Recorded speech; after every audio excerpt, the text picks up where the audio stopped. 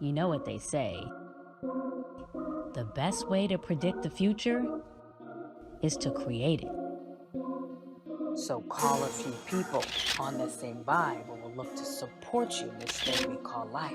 So then I thought, let's level up the cast on NFL Conversation. Introducing The Crew. It's your man's Josh Norman. Welcome to the show. More Chestnut here. It's about that time. This is Brian Urlacher. No introduction needed.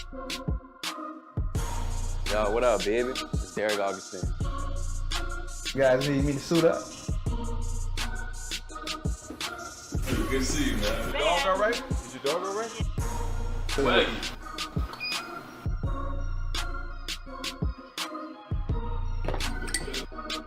we signed the Heisman Trophy winner. We drafted him, Devontae Smith. You know him? Yeah, I know him. Okay, you know him. Okay, cool. I was just checking. I I told him, hey, you probably gonna get hurt, you know that, right? Yeah. Just get ready for it. What up, it's your girl, Josina Anderson, and it is time to get started.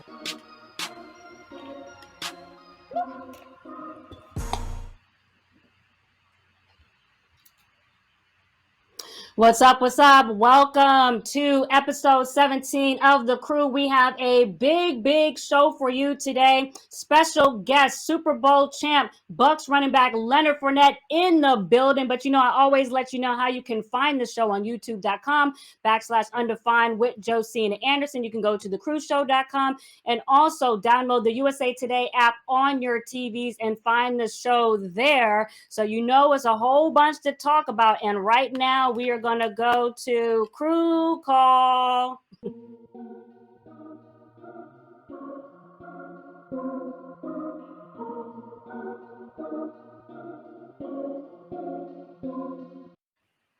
All right. Well, first and foremost, we got to welcome in the guys. We got our resident Eagles fan who was, I don't know, you were so depressed last time, and they were getting on you, Morris Chestnut. What's going on, Morris? What's going on? Hey, you take the good with the bad. You can't win them all. You know what I mean? Is that what it is? But hey, it's a long season.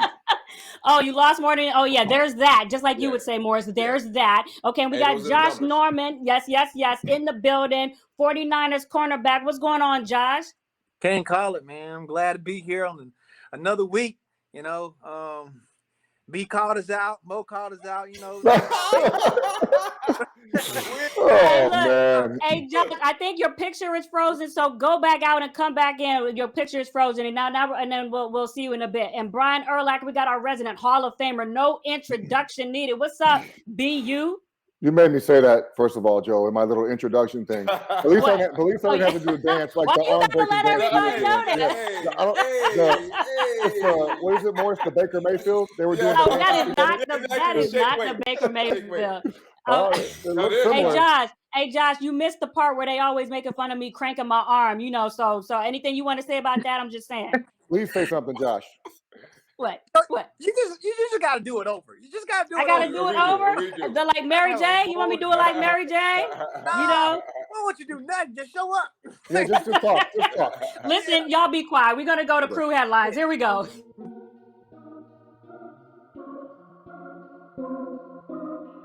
Well, I hope y'all saw that big game for the Washington football team last night. Did you see it? Well, hold on. What? Hold on. What's the problem?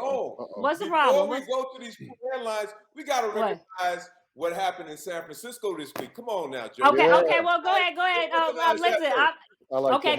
Hey, listen, Morris, you set it up. Well, okay. Go ahead. Josh Norman and the San Francisco 49ers, they took down Jefferson and the Minnesota Vikings and had Kirk Cousins twisted. Josh, okay. Talk to us, against bro. all odds. Against all odds, yeah. Nobody. Hey, chirp it up, Josh. Chirp it up, Josh. I saw you on your Instagram flexing on IG, so go ahead, chirp it up real quick. I ain't say nothing. I mean, y'all handled y'all business. Y'all getting ready to romp it up in the NFC. I mean, we got somebody in the backstage might tell you about who's gonna be the kings in the NFC. But I mean, you could go ahead and speak on it real quick. Listen, I say this, as they always say, it's not how you start, it's how you finish. Oh, okay. Right. And I'm just saying, we had our moment beginning, things happened way. took some time to get going, but as in all, everything's starting to click. We all feel better about ourselves. Offense, defense, special teams, all of it starting to work hand in hand in a cohesive group. And so you can see, outputs like we've been having for the last couple of weeks, last 3 weeks. That's literally all I can say. I can't say what Mo was saying, having people confused behind the pocket. Now, all I know is when you came on the show and you started getting my vibe from my cranking shoulder, y'all start winning. That's all I had to say. Let me say this though, Josh. I mean, because obviously there's a lot of, you got the Rams in your division, you had the Cardinals in your division, and I think part of the doubt coming into the season and with the start of the season with the 49ers was your quarterback position. Now, Jimmy's been healthy for the last few games. You guys are getting your running game is still strong, and the defense is playing ball. So, how do you feel about that going forward? You feel you guys are there. Is Jimmy G all the way? Can he stay healthy? Man, absolutely, man. I mean, there was no doubt in our camp about that whatsoever. I said before, our defense was going to be. That's the straw that stirs the drink. We know. Okay. Hey, like we got to have the complementary. Everybody has to compliment everybody. Offense got to go out there and do their job. Defense got to do their job. Special teams. All this is a team game. I don't think it's one person that makes the sport. This is the ultimate team game, football. Let man on the field doing a job to have a great outcome, and that's how we got that victory. And at the end of the day, we just got to keep adding those to each and every week, just stacking those bricks, man. And before you look at it, we'll be here for you before you know it. Playoffs. Okay. Well, we have somebody that might, want to say something about that, but we run through these headlines really quickly. Washington football team. Listen, this is Lake Lewis. He threw up this tweet after the Washington football team was able to beat the Seahawks 17-15. He said the game almost came down to which ref wanted the most airtime. 2 horrific calls almost cost Washington football team the game. We can come out of that tweet. What did you guys think about that? They were able to do that without Chase Young, no Montez Sweat. Taylor Heinicke still playing his butt off, and everybody on Twitter was saying, "Oh, Josina, they playing against the Seahawks. It's not that big of a deal." What y'all think? Hurry up. Russell Wilson was still playing quarterback for the Seahawks. So that's what I said. Anytime he's back there, he didn't look the same. I still think he may be injured a little bit, but he didn't look like the Russell I'm used to seeing. But they won the game. Who cares? I love that dude Lake called out the officials. I wish someone would do that every week because they could do it every damn game. Even though Perry Fuel's your guy, BU. I like Perry Fuel. I don't associate with them, whatever. But I think they would call them. They call them out more often because they are terrible. They can call freaking penalty on every single play if they wanted to, but they call them in timely spots. I'll say that. Weird spots. 4th and 1, 4th and 6, 3rd and 27. Weird holding penalties on DBs. Josh, you know how that goes with it. No reason. the phantom holding call or the phantom illegal contact after 5 yards. But good job, Redskins. I like it when they win. I like Ron. Hey, real quick, I think this was Ron Rivera coming off the field last night.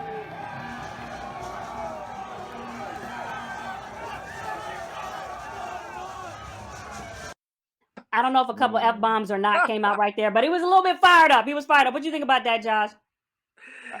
Oh, man, it's too funny. I ain't seen him a long time, so he must got to make a statement somehow. It look like he's making it out there, man. Listen, if they make the playoffs, you know how big in that area. You got to think about it. And he's trying to get a fire to the team that it seems like wounded dogs. Everybody at this point, but team, man, and they go after him. Hey, Josh, your picture is frozen, so come out and come back in, and then we'll move on to the next headline. Okay. I don't know where you at in the bottom of your uncle's basement or something that's going on. Let's move on to the next headline. What does Morris think about Heinicke? Did you want to say that real quick? I'm sorry. Yeah. I was impressed with Heinicke since the last year. That's why can't wait to get Leonard back on here because they struggled. They struggled with Heinicke in the playoff game last year, and I'm pretty impressed with Heinicke. I think that he may have some staying power. Now, just like every backup, he is a backup right now, but I think he has something. He has elusiveness. He has accuracy. And last night he was clutch. I like it. Yeah. Well, listen, I'm going to just skip to the 4th headline really quickly, and then we're going to bring in Leonard Fournette. Hey, listen, BU, because this is your team, the Dallas Cowboys. Amari Cooper is still sick I'm just curious if you're concerned about this because they got the Thursday night football game against the Saints, no less, who right now may be considering bringing in Taysom Hill at the starting quarterback position. But are you concerned that Amari Cooper might not play?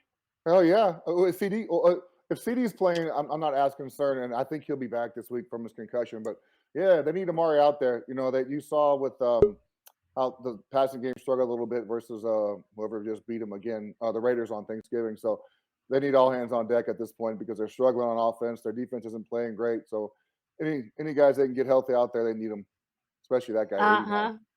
Morris, are you concerned? I mean, I know it's not your team. I know it's BU's team, but go ahead. No, but I'm just a football fan. I watch all the games. I think that I think this would be okay for him not to play against the Saints right now. They're not sure who's going to start at quarterback. The Saints. The Saints just are not playing good football right now. So I think they'll be able to get away with it. But I think the thing that worries me about the Saints is their defense. Listen, I think, you got Sean Payton as a coach, and he has them ready to play. I just don't think offensively they have enough to overcome it. They still have deficiencies at receiver. And then we don't know, is Kamara playing? Is he playing on Thursday night? I think so. Sure. I think so. Okay, so so that gives them a better chance, but they're struggling right now. Well, did you guys get a little bit of rest from the fact that you didn't have to hear the 10 injuries when DA is usually on? And you get a little bit of relaxation. Yeah. I'm just saying. Yeah, exactly right. No comment. No comment. No comment. All right. And by the way, we're missing Deric Augustine tonight. He's on the set of All American. So catch that on Netflix. He's doing his thing. So normally he's with us. But right now we got a very special guest to bring in to the Crew Crib.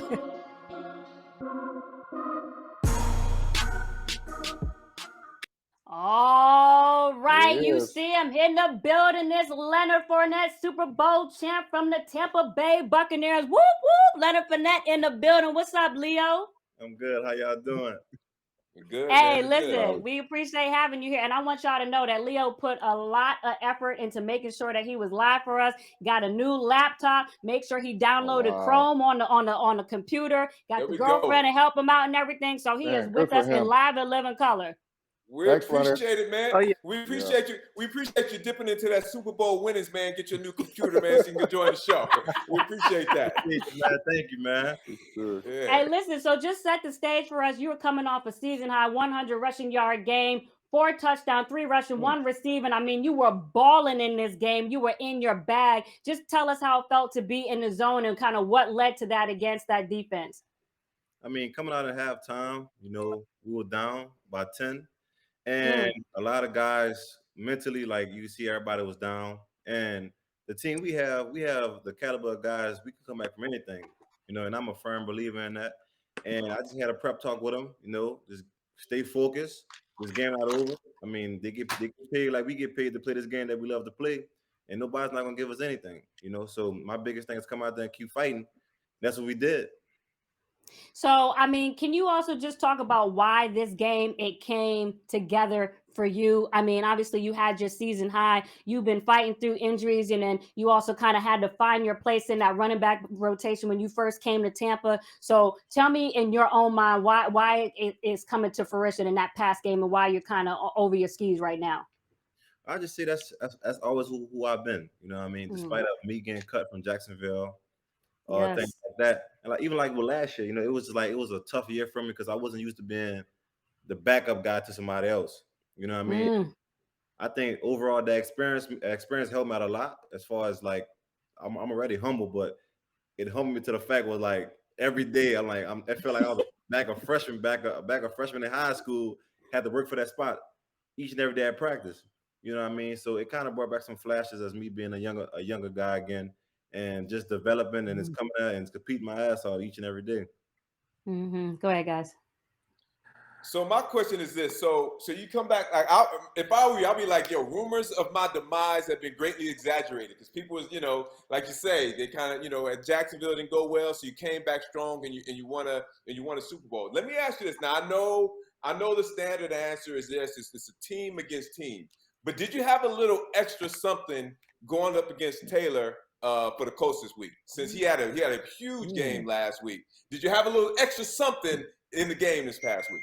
I mean, it definitely motivates you, but my biggest thing was going against Darius Leonard. He got that big contract. Okay. Who's playing tremendous. You know what I mean? Because at the end of the day, I don't have to go play with Taylor. It's Darius Leonard's who I compete with. You know, so my biggest thing is this, and I know he's physical, he's strong, he has the speed side out the sideline. So if that's their best guy, I got to make sure I compete with him each and every play. Okay, that's a great answer. If he's worth $80 million, I got to see. I was going to ask you about not just Darius is a great player, but y'all got a great linebacker as well, Devin White. I'm obviously impressed with what you do. And like I told you earlier, I'm glad I retired before you got in the NFL because I don't like dealing with 6'1", 240 guys. But to play with Devin, did y'all play together in college as well, you and Devin? Yeah, we did. Man, y'all just talk about him. I every time I watch him, you talk about sideline to sideline. That dude's like a 4.3 or 4.4 40 guy. It's hard to believe a guy that size can run that fast. With Devin, I've always seen in Devin, when he first came to LSU, he was the only freshman I made work out with the upperclassmen at 6 o'clock in the morning because I know he had it. He was a freshman, power cleaning 300-something pounds. Bench was off the chart. He country strong. It's just in him. But I'm happy I had to be a part of his story to be the top 5 pick. It's amazing, man, to see where he's come from and what he's doing and the leader he's become. Because when I met him, he was just a little boy. You know what I mean? Mm-hmm. And actually, I was his host at LSU when he came to. I was his host. I took him out and things like that. So just to see where he's at, man, it's a blessing to see the young man as he's becoming. And I know for sure he's going to be a Hall of Famer one day. You're on the right track. That's for damn sure. So you was his host, right? Yeah. I really do. There we go.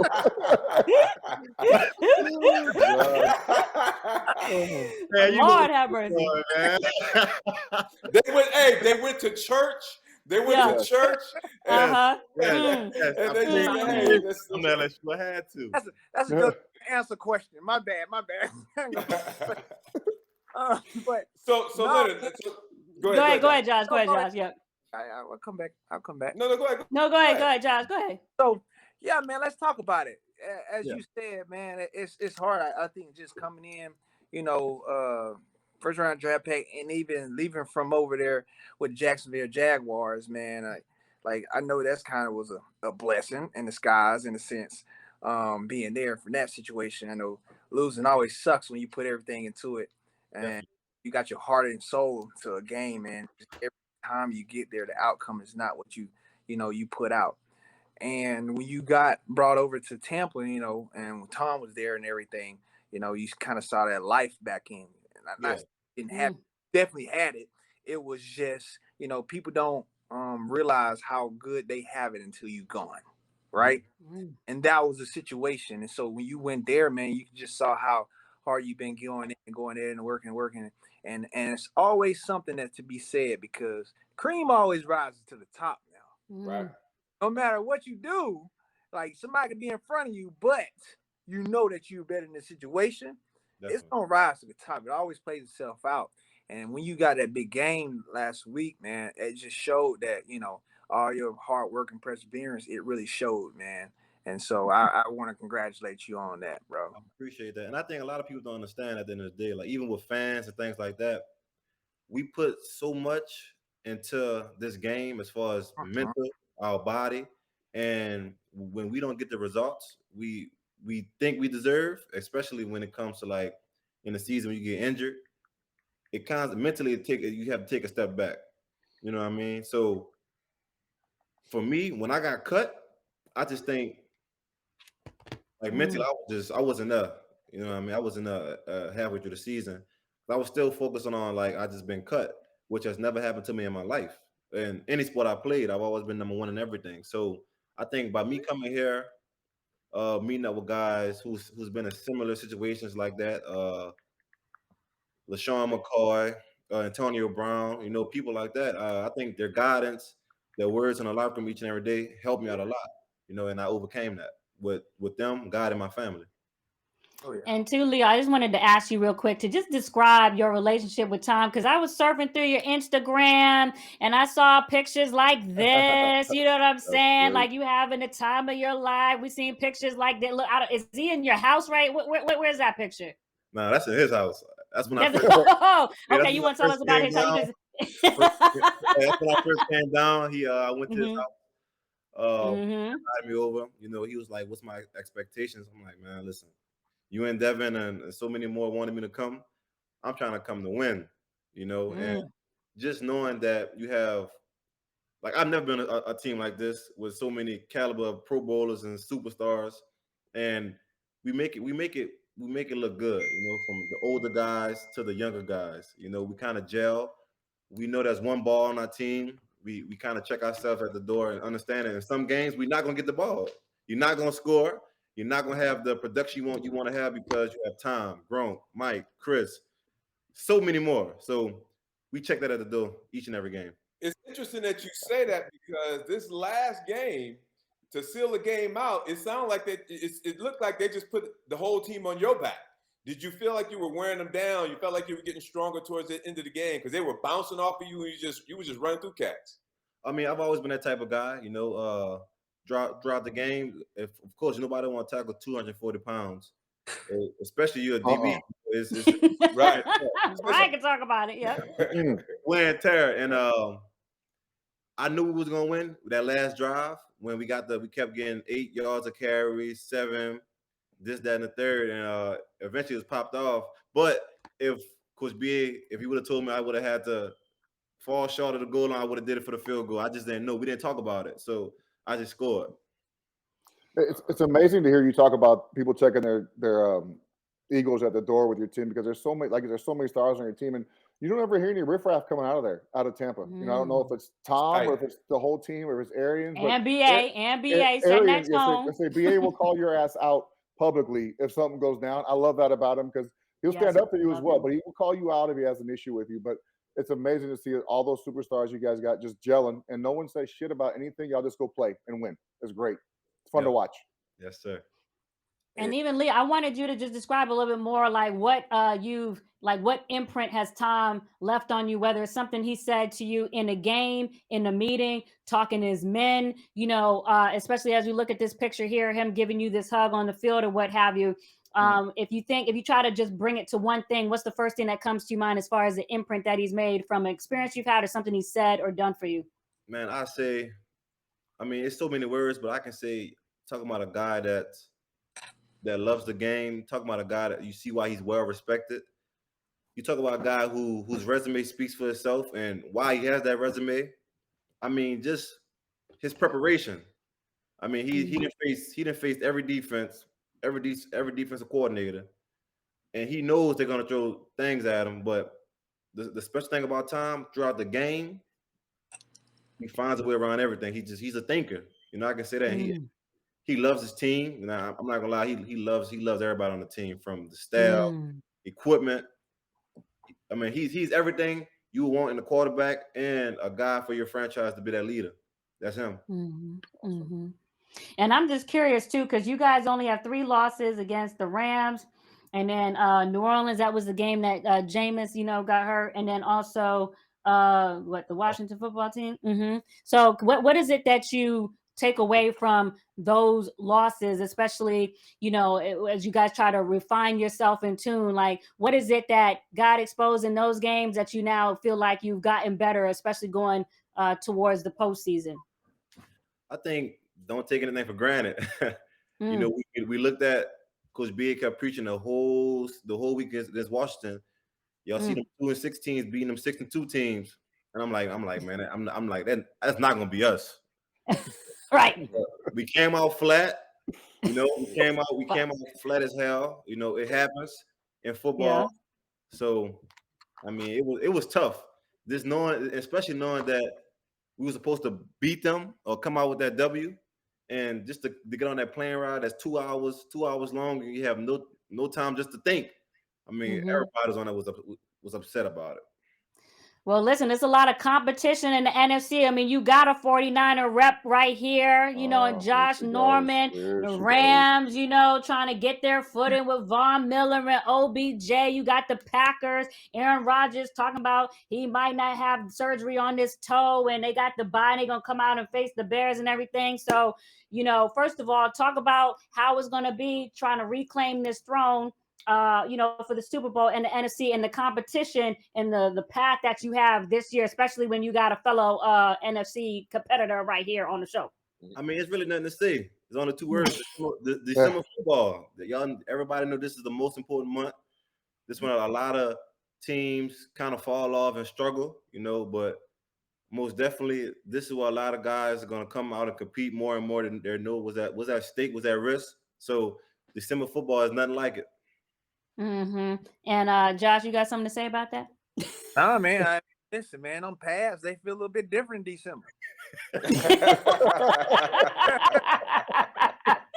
I mean, I'm just saying, but Josh, you saying that you guys starting to get it going, 49ers, you playing complimentary football, you starting to get clicking on defense. So, I mean, Fournette, you might see, I don't know. Let me go ahead and cut you real quick, right? Okay, cut me off. Go ahead. We don't see them right now. Okay? We don't play them right now. They not on. I know. I'm just saying that down the line. Now down the line, that's a different conversation. Yes, that's what I'm saying. Yes, go ahead. About that. Then if we on the show, then we'll talk about, how DBs, they want to talk, tackle 240-pound, type of guy. Uh-huh. But right now, it's cool, It's always cool. Okay. Well, especially since, he's right here or whatever. But listen, hey, Leo, too, you were talking about Bruce Arians really quickly, and he's so cool, got the Kango and you know what I'm saying, and all that other stuff. And you got to love the fact that he embraces diversity too. The offensive coordinator, the defensive coordinator, special teams coordinator, all people of color and things like that. So I want you to talk about just, especially with the experiences that you've had with head coaches too, especially in Jacksonville, and then things that happened that led to your release, contrast that to your experience with BA, especially since he had to get, some of y'all lined up as far as understanding what y'all's roles were going to be and what you were going to have to accept to make everything gel on that team. I think the thing I love about Coach BA, he's straightforward. So yes. Last year when I was pouting, I wasn't getting the ball during the Panthers game. He came at me straight up as a man on the plane. He said, listen, you're a great back. You're one of the few I've seen that's big and catch and block and everything. He said, but if you don't get your shit together, I'm going to have to put you off. Oh, okay. Wow. And so it's like, okay. So once again, I have to make another decision, like to get cut from another team, and I just got cut from Jacksonville. So at that decision, I'm like, all right, I gotta just chuck it up, and whatever happens, happens. So what I can respect about that, he came to me as a man instead of straight up telling my position coach or talk to him. Now he came to me straight up and told me how he felt and what he felt was the best decision for me to stay and for him not to cut me. But he said, if I want to be released, just let me know and I'll do it for you. So I to this day, he earned a whole different level of respect from me as a man. That's real, man. Because I'm telling you right now, they not do that. All you're gonna see is the Grim Reaper, whoever the guy that comes start taking your stuff and be like, playbook. That's it. Shoulder. Come on, walk. Yeah, most coaches are chicken shit and won't tell you. They'll send someone else to tell you, so they don't have to do it. That's pretty ballsy. I like that. But Leo, how is that separate too from? Go ahead, Morris.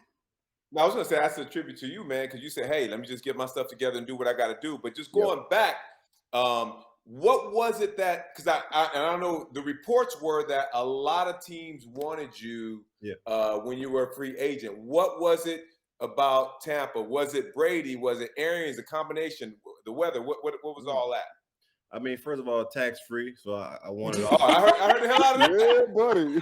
That being from California, I heard the hell out of that. I wanted all my money, so that's it was obvious. I mean, I prayed about it, even though I was still in a deep form from getting cut.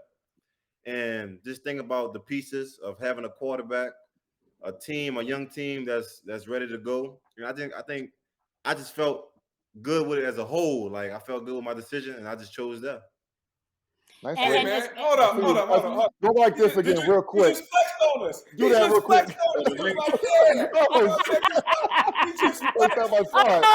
on, on. Put it in there. Put it in there. Put it in there. Hey, Wow. I see it. I see. Oh, okay. I see it. Sunglasses. I need my sunglasses. Damn.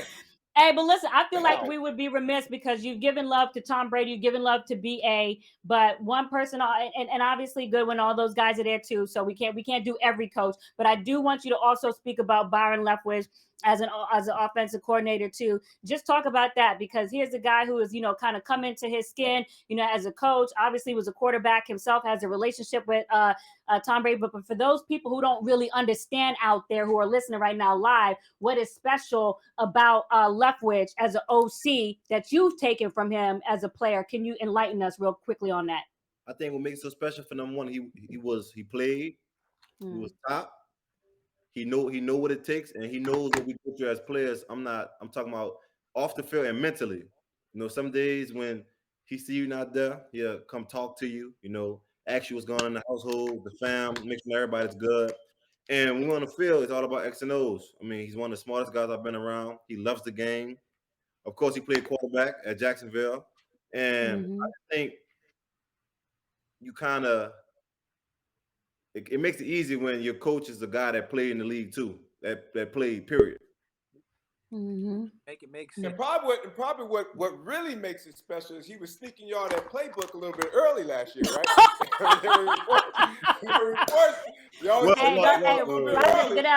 Not for me. I came in a week before the regular season started, so I had to learn it. Oh, okay. On the go. Okay. Let's just report. Hey, listen, and you talk about you was flexing on your money. I did see on your IG page, I think you're doing some sort of partnership with some coin, something. Did I see that on the IG page? It was something with your local area being a New Orleans boy. Talk about, especially because OBJ, I think he's accepting his money in Bitcoin or something all y'all doing now in NFTs and nothing, all that stuff I don't understand. So can you enlighten the old folks and the young folks about what you're doing with your money right now with all that? Go ahead. Game coin, a lot of guys like myself play games. So, I mean, why wouldn't you want your money to go somewhere where you play every day? You play it every day. You got friends that play it. And, of course, people are always going to continue to buy games each and every year. I mean, I spend so much money on Fortnite for my children. Oh my God! It's crazy. Some it be $19.99, some be $20.99. So why not, man? I think it's a smart investment, man. Gaming will always be around, so why not? You were talking about just being a man and all that other stuff. And this last thing I did see on your IG was this picture. Hey, you as a daddy. So just talk about how you grown as a man in your fatherhood. I know you had to get a new laptop because one of your kids, had dropped the laptop and all that other stuff. So go ahead and talk about that. I have 3 kids, Lyric, Legend, and Leonard. He's the 4th. And I mean, one of those reasons when Coach B came to me on the plane, I had to make that decision for them. This job I have, it feeds them. It's put them through school. It's going to help them in the long term too. And I mean, even in college, that was my biggest motivation. Like, and my mother too also. So I remember, like, I made my mama quit her job. She was like, boy, you crazy. I'm like, listen, I'm gonna go top 5. I don't care what you talking about. I'm about to make this money for us, right? Sophomore year came. The first 5 games, I rushed for 1,000 yards in 5 games. I mean, it was history from there, So I think those promises I made to myself, solidly for my parents and for my kids, it motivated me every day. It was one of my biggest matches I had to face each and every day, just knowing who I do it for, why I do it, and that's why I'm where I'm at right now. Well, listen, we appreciate you coming into the Crew crib and doing everything that you made sure you had to do to technically be set up so we could hear you and giving us this extended conversation. Definitely, much props on everything you've already accomplished with the team and getting the ring. Go ahead. Go ahead. I got to ask. Okay, go ahead. You guys getting together last year, you won the Super Bowl. How is it? Do you still have that edge? Do you still have that chip? Is it tougher to get motivated to go back there and get it again? I know everybody wants to win, and you always want to win every game. But you reached the mountaintop and you tasted the champagne. Is it tougher this year to get going? I mean, nah, not really. I mean, it has to be in you. Our whole team came back for a reason. We know what we have, we know what's at stake, and we know each and every game, every team is gonna give us their best shot because we won the Super Bowl last year. So our main focus coming in, like I said, like B, is December football. This is where it counts. Yeah. This is where everything's on the line. Yeah, you gotta win December. You gotta refresh your mind, get your body right, take care of your body, take care of your mental. And it's funny you said that because usually in my rookie year, I hit a rookie, what they say, the wall? Rookie wall, yeah. Have never, I think I've hit it like probably twice, my second year too, but I've never hit it since. And knowing what's at stake and knowing the guys that I have around me and knowing what we can do, it motivates you, of course. Yeah, that's but the challenge. So it's not a challenge though that now you guys have the X on your back. Every game, they're gonna. Hey, every team wants to measure themselves up against the Super Bowl champion. Nah, not at all. I mean, if you say you're the best, you gotta go out there and prove it. Even though we don't say it, but we definitely have to prove it each and every week because we know the arrow is on us. Right. All right. I like it. I like Byron Leftwich for sure, man. I'm gonna tell you right now, I think he can be a head coach. I know he will.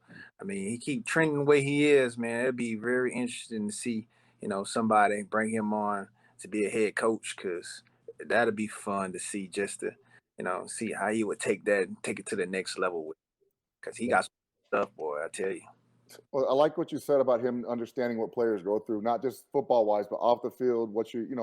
The media doesn't see that stuff because we go through things personally. They don't know what our real injuries are because we're not going to tell them. Because once, you know how it is, Leonard, after week one, no one's healthy unless you're a quarterback or a kicker. That's just the way it is.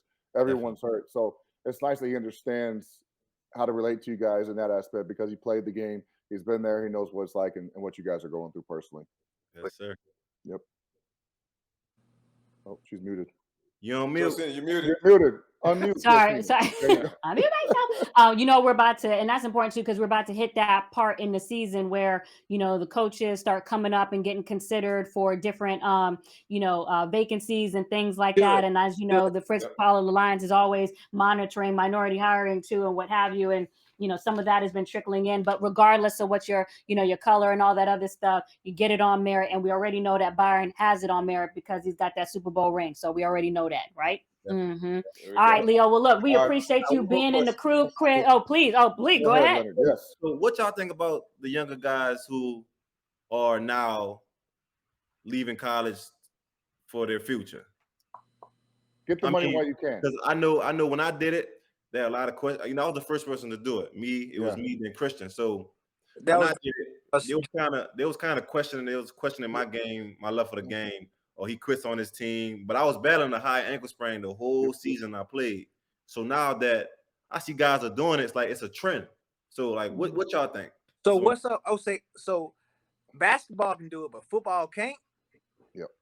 And that's my whole thing. Why is it that the case? Because Kobe, he didn't go to school. Right. He went straight to the pro. So I'm just saying, football in the standpoint, yes, it's a little bit different. Yes, you got to go through it. And yes, you got to go through some of those pains. But, man, I tell you what, you come into that game, you have 3 years in it. You have those 3 years. So what's wrong with another year to go to the league for, it's just that, how would I say, it's a red shirt year anyway. Right. If you do jump up, because if you do jump up, they're going to pretty much take you high if you're going. Nobody's just going to go out if they're not going to go high in a sense. You know what I'm saying? Yeah. So you got to look at it like that. And then you get a jump start on it. So I don't see why not. So the thing is, the NCAA makes so much money off these players. So what's wrong with these guys protecting their future? The NCAA has made a ton of money off of them in their 3 years in college. And I understand why you can't go out of high school to the college as a football player. There's only a couple guys, and I told you this earlier, Leonard, that I think we're ready physically for the high school NFL. It's you and Adrian Peterson. There may have been some D linemen that I missed in there, but physically it's tough to do because our bodies just aren't ready for the game at the NFL level. But financially, there's no reason for you not to protect your future as a young kid. The schools make a shit ton of money off of you while you're there. So protect yourself and your body and partial whatever future you have left in football. I have no problem with the guys doing that. At first, I was like, why are they doing this? But you definitely understand why it's going on now. Guys need to protect their future. Definitely. Well, listen, I love the fact that y'all keep going and stuff. Really, really good conversation. And I hope you enjoyed your time in the crew crib. Leo, we appreciate having you. Make sure you have a good practice tomorrow so I don't hear from BA saying, you know, we had you up too late. But hey, and even before you go, do your quick shout outs real quick. Anyone you want to shout out? Nah, just thank y'all, man. Thank y'all for having me on the show. It's a pleasure. You know, listen, Mr. Chestnut, I've been watching all your movies, man. You know. Urlacher, legend, been a legend. I've been playing with you since on Madden. No, legend, man. So I appreciate y'all, man. Thank you, Leonard, man. Good luck appreciate you watching, season, man. I appreciate you watching my movie since you've been 2 years old, man. I appreciate it, dog. You've been acting since before then. I appreciate it. That's right. And then Leo, before you go, I need you to tell everybody your name and tell them that you're watching the Crew Show. Leonard Fournette with the Tampa Bay Buccaneers. I'm on a cruise show with the crew, man.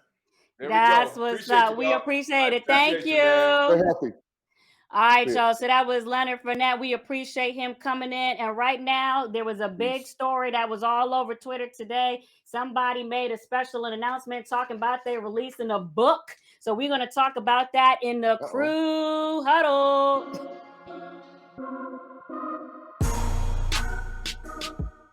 What's up, guys? I'm so excited to announce that I wrote a book, and it's coming out in August 2022, titled Surviving Washington. Now, every experience that I've ever had has made me a better husband, a better father, and a better player. But I want you to take this journey with me as I walk you through one of the most dysfunctional franchises in all of sports. I'm going to tell you the truth about what happened in that playoff game in 2012 against Seattle. I'm going to detail the medical mismanagement that I received during my time in Washington. I'm going to open your eyes to the sexual harassment that permeated the walls of that building and give you a deep dive into a power struggle between one of the most powerful coaches in all of sports and an owner that many of you want gone. They say the truth will set you free. So here it is, unfiltered. Pre-order now. So before we get to the discussion on RG3 getting ready to release the raw details, we have an exclusive report coming in. Oh, no.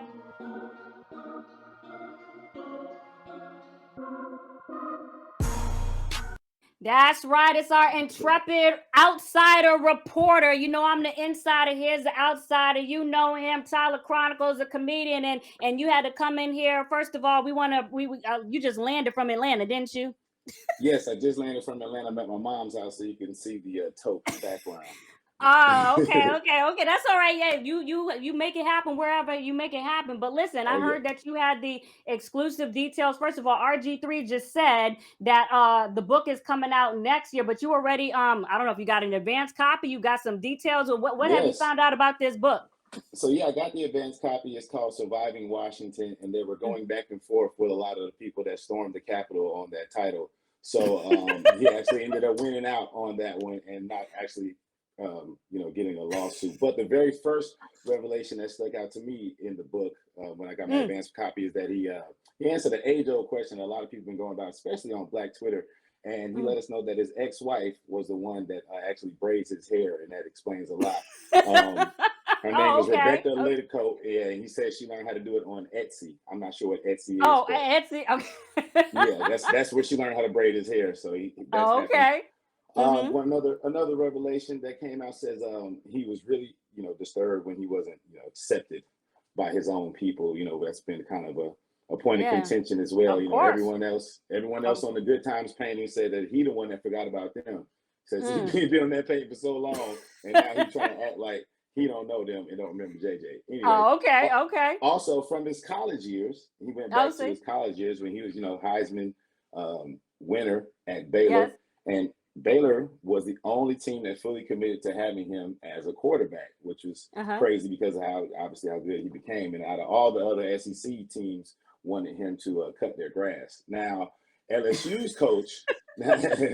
LSU's coach at the time was Les Miles, and he offered him some housework, but he was obviously sent to Kansas after that. So I don't know. That seems like some different details. You sure you got that scoop right? Hey, that's what you heard? Are you sure? That sounds very outsiderish. I checked with my sources, and my sources say that it's right. So when the book comes out, I'll be vindicated. Okay.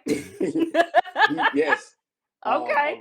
also read here that he was also clocked as the fastest player from the Washington football team ever. Oh, sorry, it was fastest to clock out of the Washington football team. I'm sorry, I was reading too fast. I don't know if they do that 40 at the combine in Indy, but okay, if that's what you said. Go ahead. I was gonna say I thought that was Darrell Green, so I apologize. Oh, that Darrell Green. Yeah, that is true. That Josh Norman could speak to that. Go ahead. And lastly, the fastest. Yes, lastly, the biggest news to come out of this whole memoir situation. He promised an explosive revelation about, owner Daniel Snyder. And he said that he actually tried to come up with a name for the team that could help, change the perception. And Robert told, Daniel, he said if they could change the name to honor the famous offensive line, the Hogs, and said we should be called the Pork Skins. All right. Now, that didn't go over great. And Snyder replied in the email, how about the Black Skins, LOL? And then things Things kind of got muddy from there. Daniel Snyder, man. Hey, well, listen. Well, you seem to got all the details. I don't know if this is going to cut into the proceeds or RG3 is going to get in this book, but we appreciate you, bringing us the exclusive details, even though we're still going to get the reaction from the rest of the guys. But we appreciate you dropping in with the report, and we'll definitely see you on more shows with the Outsider Report, Tyler Chronicles. Shout out to you and the crew, man. You got Ricky on here. Come on, man. Get no yeah, there you go. You want to say hi real quick, Tyler? Hey, first and foremost, big fans of all you guys, man. The fact, obviously, Morris, all your movies, I've been watching them since I was 15, so I ain't quite as young. Thank you, man. Thank you. Yeah, hey, appreciate you, man. Brian Urlacher, one of the first white punt returners I've ever seen in college. That was dope. One move, Tyler. One move, straight down the field. That was it. Catch it and go. Come on, man. Coastal Carolina. Come on, baby. Come on, man. Chanticleers. Came a long way. I'm actually in South Carolina right now. I came to see my mom. So shout out to all of y'all. Thank y'all for having me on the show. Appreciate you, man.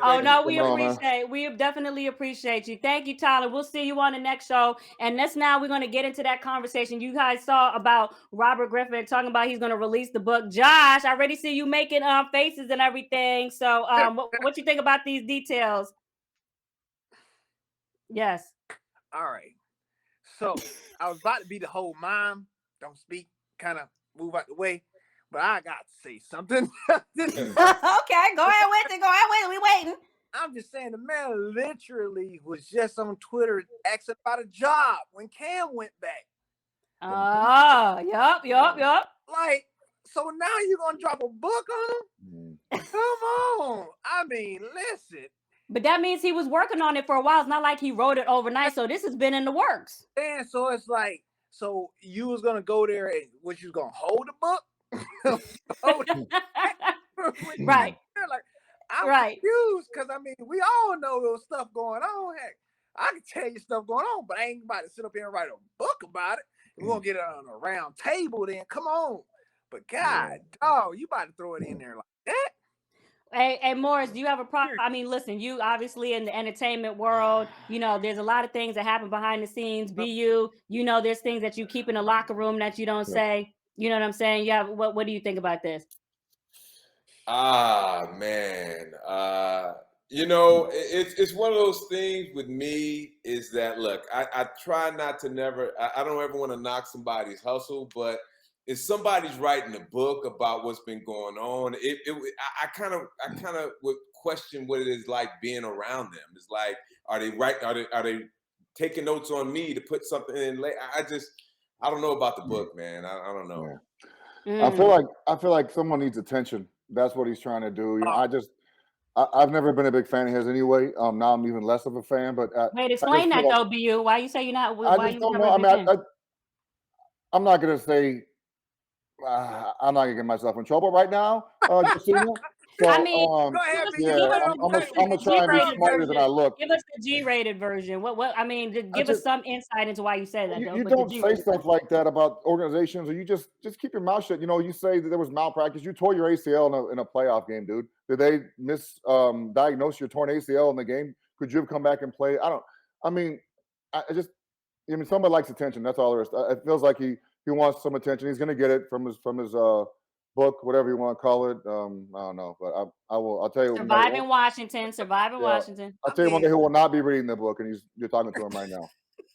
Okay, go ahead, Josh. All right, so Surviving Washington, is it one of those versions of Surviving R. Kelly? Or are we doing it like, gonna be original about the situation, or are we gonna go ahead and find somebody? You know? But listen, he did go through. Let's provide a little balance in the conversation. He did go through a lot. Obviously, when he first came out, I believe that was 2012, the same class with Andrew Luck would have. Matter of fact, they were the quarterbacks that I feel like changed the tone because of the way that they performed in their first season. Usually, guys were, even with the media or fans were acclimated to the quarterbacks being able to kind of wait and learn behind guys. And then when these guys came into the league, I feel like the expectation raised on everybody else and it got accelerated. I think what he wants to illuminate is just the experience from that high to low going from Baylor and all that other stuff. And then also his relationship with Mike Shanahan, and how he may feel, how things were mismanaged or not mismanaged. I'm just saying potentially hypothetically, I'm not, putting things in there, but maybe that's what he wants to illuminate. And even Brian, you talked about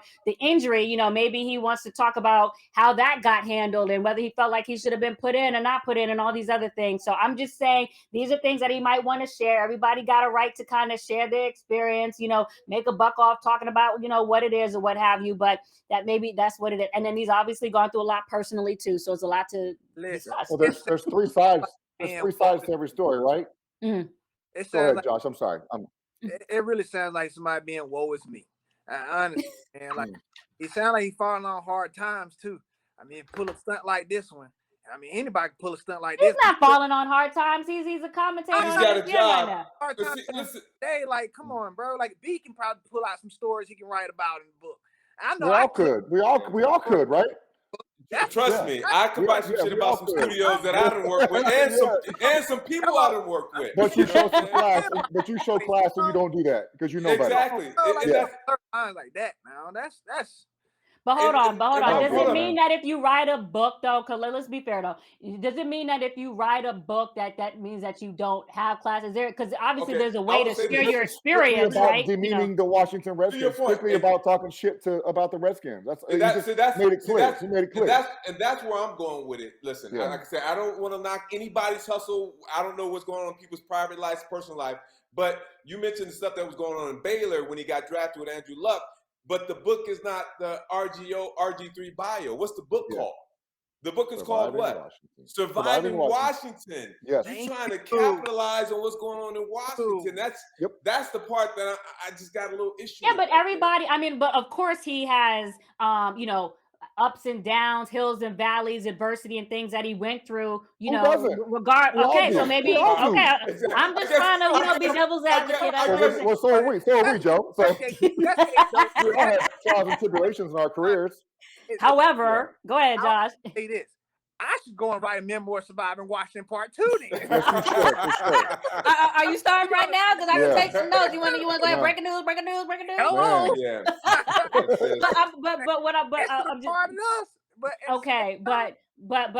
But you also know that Robert had a very unique experience with, what is it? I can't.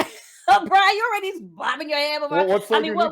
What's so unique about his experience? I'm just saying, with the way that he kind of just came on the scene, he lit up, the NFL in his first year, and then he was rookie of the year. They were 11-5. Okay, and then obviously coming to Washington and all that other stuff, and then everything that was going on with Mike Shanahan and playing and not playing, and then injuring the knee, and whether he should have been in the game or not in the game. So, look, I don't know all the details. We had our outside report. I don't know how much y'all believe that scoop, but it's a good, whatever. But I'm just saying, go ahead. There was one more quarterback in that draft class that I don't think y'all mentioned. Kirk Cousins. Yeah. And he started over Griffin, I think, after he got hurt. So Kirk Cousins had a pretty good career, better than the RG3. So I don't know. I have a hard time believing whatever. Go ahead, Morris. No, Josh, go ahead, Josh. You go first. Get in there, Josh. You've been on point. No, go ahead. I just, go ahead, Josh. I'm listening to you, man. Go ahead. I'm just waiting on the Cam Newton Surviving Carolina. It's a lot of survivors. Hey, we could all do a whole bunch of sequels. Like I said, it's like none of us on this show right here, was gifted our positions. We all had to work for our positions. You say he had to go through a lot of stuff. everybody got to go through a lot of stuff, especially when you're in the, in big business. That's what happens. He didn't say he's the only one to go through some stuff. He's just telling his stuff. Okay, like I say, I'm not trying to knock nobody's hustle, but if I would feel about it if you called it the RG3 story or it's the RG3 bio. But so you have a problem with the title. So you have a problem with the title.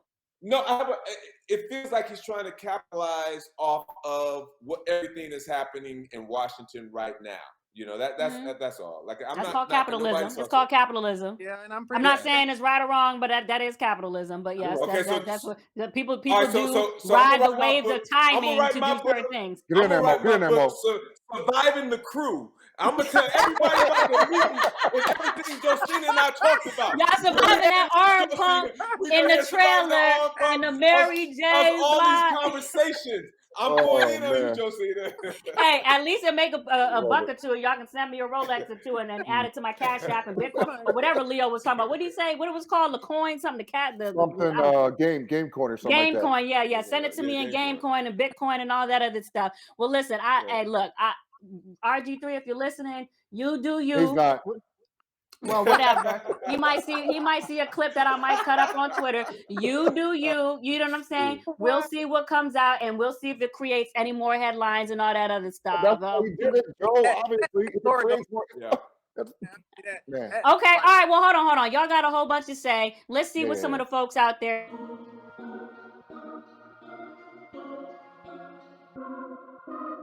So, on Twitter, they were talking about this. So let's see. Somebody said RG3 doing a tell-all book about Washington. Oh, this is going to be good. So at least there's somebody out there maybe appreciating this coming out. What else we got? I would rather read a book by a Washington fan that wasn't paid millions of money and had to sit there and watch a terrible franchise for the last 25 years. Wow. I'm sure RG3 went through a lot, but unlike the rest of us, he got paid a large sum of money to go through it. Oh, man.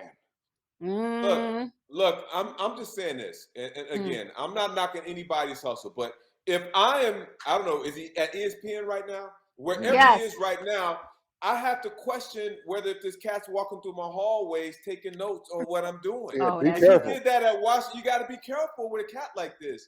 I'm not knocking his hustle. People got to do what they got to do. I don't know what his personal situation is like, but me personally, I would question someone around me if they was around somebody else for 8 years, whatever it was, and now they're coming out with a book. I'm sorry. He's got to pat him down. Make sure he's not wearing the wire. Make sure he's not wearing wire. Okay. You can still listen. You can still hear you go. All right, so here's another one. RG3 writing a book about the dysfunction of the organization, but wanted to come back and play for the same organization this season. Oh, okay. That's what Josh said. That's what Josh said. Okay, and then this one, RG3 get an A for marketing, though good time to release the book with all the shit going on with the team. Ooh. So they hey, listen, so Morris, you talking about marketing, somebody realized the marketing time. Capitalism. I'm just saying. You said capitalism. Okay. Here's two more. That's a good pitch. I want to read a book. I rooted for RG3 this whole time in Washington. So that's a fan of RG3 right there. And the last one, someone said, how much does the NFL pay to stop this book from being published? Snyder probably give RG3 10 or 15 million to make it go away. What makes this country great is that we all can have our opinions, whether we agree or disagree.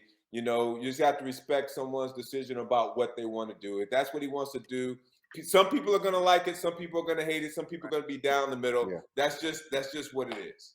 Mm-hmm. All right. Well, we're going to switch up the whole topic. This is probably going to pertain maybe to Josh a little bit more, but I wanted to just throw y'all off a little bit. So hold on.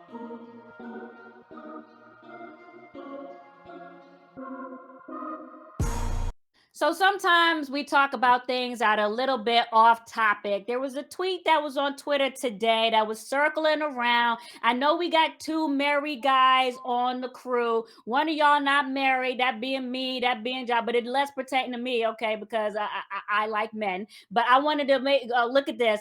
Rihanna, according to the Academy, although she has not confirmed this, so we don't know if this is true or not, but yet it did go out there from a verified account saying that she was pregnant with her first child with A$AP Rocky. So, thoughts on this? Is this gonna make all the dudes mad? Good for him. What's the problem? Why is this an issue? You're happy I'm for just him, saying right? it's a happy thing, but there's some. She's a beautiful woman, so there may be some people that are sad about that. Brian, Josh, go ahead. I mean, listen. I ain't talking. Man, this is the fans watching. The fans are watching. You see, I done threw you off. Hey, but listen, you can offer your congratulations. Go ahead. If it's true. Congratulations. But she's a billionaire, I believe now. Yes. And now she's having a baby. So congratulations to Rihanna. I like some of her songs when she was singing. But that was the extent of it for me. B, you got your favorite Riri song, or you don't know? So my kids growing up loved Rihanna and all of her songs. I heard them over and over all day long, and we took car rides, whatever. It was the same songs over and over. So I do like it. Never got annoying either. So I do like her music, and she is a good looking woman as well. Oh, okay. See, wasn't that hard, Josh? I never said it was. Like I didn't. Okay. I just. You know what? Okay. While you stuttering there, we're gonna go to final take. Great. All right, BU, your team is up on Thursday Night Football against the Saints. So tee this up for us. You have a rash of COVID going through the building. Head coach Mike McCarthy is not coaching. Amari Cooper is coughing. They got to see if he's going to practice or what have you. DA's not here to talk about all the Saints injuries. So what do you think about this game right here, BU? Well, I'm going to steal a line from my man Morris. This is a bye week for the Cowboys, basically, right? Because they're playing the Saints, right? Is it like that? Is it like that? Hey, is that Deric Augustine calling number? Go ahead. No doubt.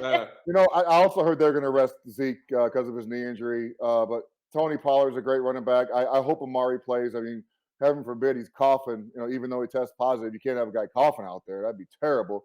CeeDee Lamb will be back, I hope. I don't see the Cowboys losing this game. The Saints. You said that Taysom may start as well. They may. We'll see. So that may he's taking some snaps. That may give them some more options on offense, as in the running game with the zone read and stuff like that. But throwing wise, I don't see it making them any better. So I still like the Cowboys in this game. The Cowboys defense should show up and play pretty well, and Dak's still a quarterback, so that's a big difference right there as well. And Morris, Deric might go back and watch this show, so be careful what you say about his Saints. I'm just saying. Wow, look, it's two teams that are coming off consecutive losses. I go with the better quarterback and what I feel is the better team at the moment. I think the Saints are a better coach team, but I think the Cowboys are just a better team. They're a better offense right now. I think they're better coach. Oh, Peyton's the man. The Saints, McCarthy and Peyton. I'm just because you said it. I just had disagree. Right. Can I have a pregnant? Okay. Yeah. So I think that I'm right now. I'm going with the better quarterback and the better team. I believe, and I think that's the Cowboys. Good choice. Josh, you have anything to say about this matchup on Thursday, or what you watching for potentially? Like BA and Moore made great points there, and you got to look at what they have. You is going to play a big part of that game. If you can't score, man, I'm sorry, you can't win.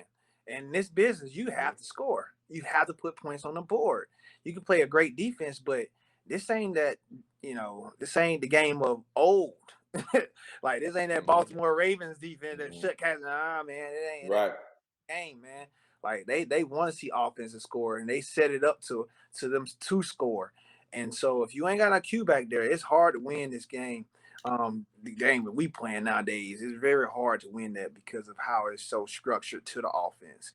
And I know them boys over there in New Orleans, I know they're gonna have a hard time filling their hands with all those guys, man. But hey, you gotta put on their suit just like everybody else and try to go out there and fight and motivate them as best they can. But it's gonna be hard. I will say this though, that New Orleans defense does scare me. They got some dudes that can play, and they play hard. They're well coached. The Cowboys do scare me up front sometimes, but that defense for New Orleans can play some football.